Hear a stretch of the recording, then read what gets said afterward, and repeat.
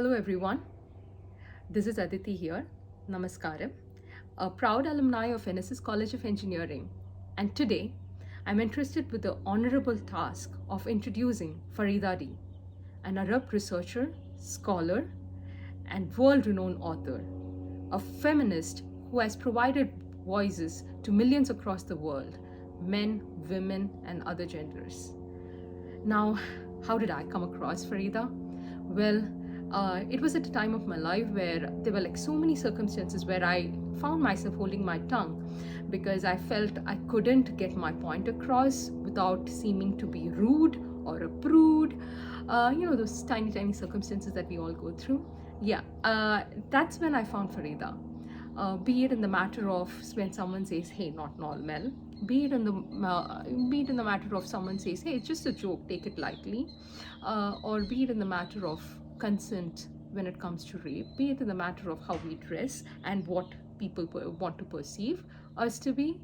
Farida is that one person who has the ability to break down what we need to express in simple words to an audience with so many layers that you can keep unpeeling. I am so proud to have encountered such a person in my life. I hold her dear as a mentor and also a sister, who I look up to, and uh, and I'm so happy that it is my honor to introduce Farida's words to you, Farida's voice to you today. Today's session is going to be all about all those simple questions that we tend to keep asking ourselves. And Farida has given us so much clarity in addressing some of those. So I'm hoping that you would enjoy this session as much as all of us have. And thank you so much, Darsana, and the wonderful team of Darsana Female Club, who are strong, powerful women multitasking across the world to make this happen. Thank you so much.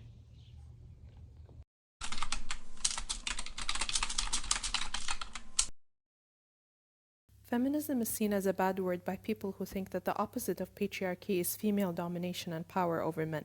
That's not true, but it tells us two important things. One, we recognize that patriarchy is a bad thing. If we see female domination as a bad thing, then we also recognize that male domination is a bad thing, even if we refuse to admit it. At the core, we understand the idea that a gender having dominance over other genders is something bad. And two, it also tells us that patriarchy has shaped our thinking so much so that we cannot imagine what the opposite of patriarchy would be. We think the opposite of male dominance is female dominance, but that's not the case. The opposite of male dominance isn't another form of dominance. It is the absence of dominance. It is equality.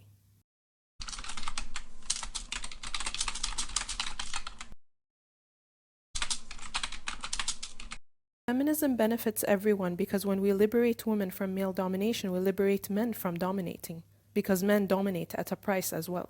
And that price includes not being allowed to cry or express emotions other than anger, the pressure of being the main breadwinner, the pressure to solve problems on their own, including mental or physical health problems, because they don't want to be seen as weak, not being believed or being teased if they're victims of rape or violence, and so on. All those things not only harm women who are at the receiving end, but also the men performing them. For example, not being allowed to cry and only to express anger harms men by suppressing their emotions, and also harms women because that anger is unleashed on us, not just on men themselves and as well as other men. Men have high morbidity and mortality rates because of the pressure to dominate in order to be seen as a real man. So to liberate women from male domination means to liberate everybody.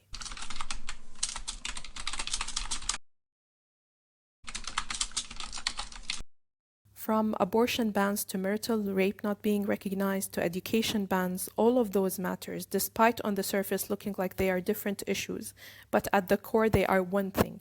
They are about men controlling what women can or cannot do with their bodies and lives. I believe it's really important for all of us women around the world to come together and see that we are fighting the same fight.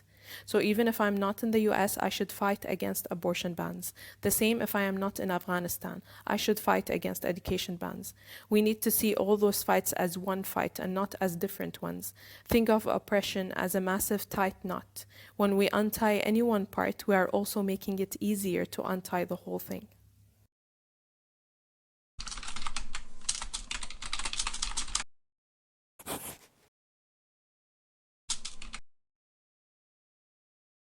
Not only does the world economy rely on women's unpaid labor, because most jobs are structured around a schedule that assumes there's a wife at home taking care of the children and housework, but also it is how patriarchy started, by pushing women to work for free at home and men work outside for pay, putting women at an economic disadvantage. When women don't have their own money in a capitalist world that requires money for survival, then they need to depend on men. And when women depend on men for survival, then we're also pushed into a position where we are forced to endure violence or abusive family and marriages because we rely on them for financial support.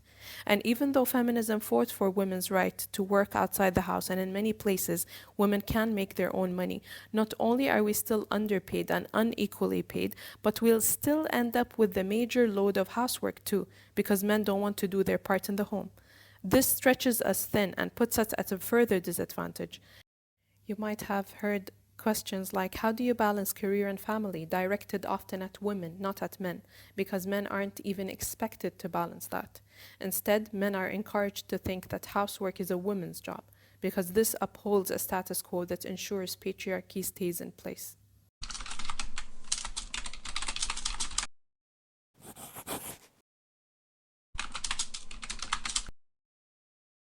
Because women are taught their value and worth is in their bodies, and we are taught how pride and shame is connected to our sexual organs.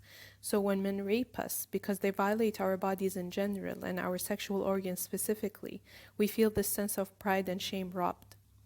But we have to understand, first of all, as women, that one, our bodies are valuable, but our value isn't in our bodies. And two, rape is not about sex. It may involve the sexual organs, but this is about power and dominance, not about sex.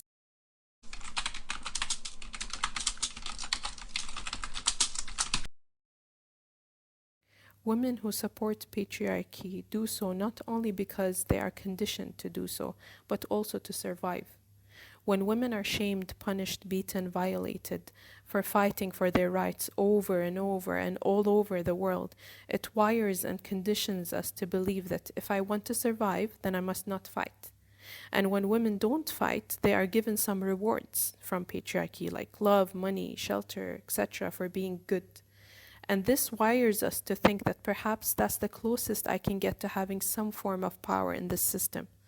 So women uphold patriarchy through conditioning, but also to survive, and they pass those teachings on to their daughters, who then do the same thing. The thing is, even though fighting patriarchy is a hard path, upholding it is also hard and harms us further in the long run, because we sell our voices, our choices, and our power to men who pay us with crumbs of rewards, to silence us, and then use our voices, our choices, and our power to make themselves and their patriarchy stronger.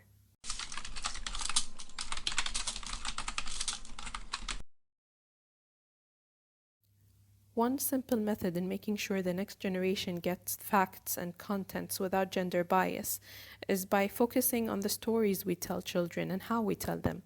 Children's books, movies, TV shows, all of these play a massive role in educating children how to normalize patriarchy and internalize gender roles. We can use those same tools to educate children without gender bias. Be mindful of the stories your child is exposed to. Pick the ones that celebrate and focus on gender diversity and dismantling gender roles. But also, instead of banning media or stories that teach your child gender biases, focus on teaching your child how to critically analyze those stories. I don't believe in banning, because your child will get exposed to those sources elsewhere, from school, friends, so on. So teaching them how to critically analyze is much more effective in ensuring they have the tools to unlearn harmful gender biases.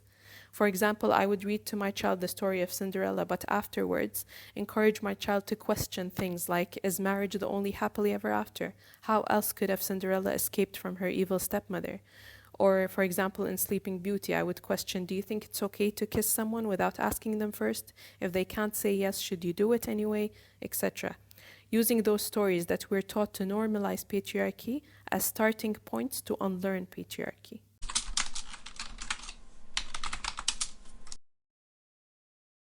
Women's issues around the globe are similar because the patriarchy is one.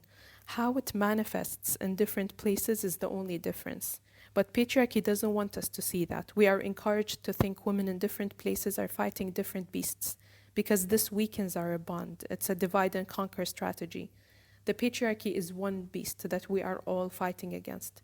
And when we see that, it becomes easier to imagine a strong global sisterhood that can overthrow patriarchy.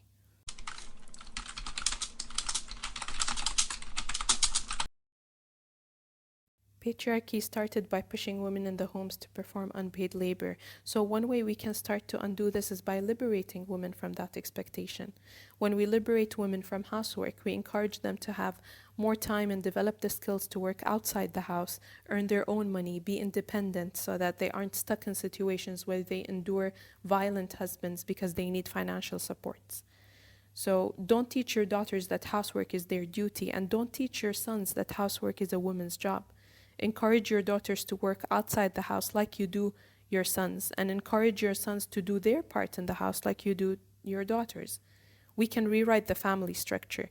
We can expect both partners get paid work and both partners share housework. And I believe this can create a solid foundation where we can have equality in other aspects too. For example, if we normalize that both parents work for money and share childcare and housework, we will see double income households grow. We will have maternity as well as paternity leaves. We will reduce the housework load on women and the pressure to be a breadwinner on men, and so on. We dismantle gender roles in such a way that benefits everybody. Well, that was something, wasn't it? I hope you take these words with you and continue having those conversations that are very important in bringing upon change to your life, your way of thinking, and to the ones around you. Well, all one can do is keep trying. I want to thank you, Faridadi, for continuing to inspire us every single day and for sacrificing so much your safety, your family's safety, to bring your words to us. I hope for a future, and your words instill that hope in me, to see a future where equality is considered norm and patriarchy is conned upon. Next, I want to thank the amazing team behind the scenes.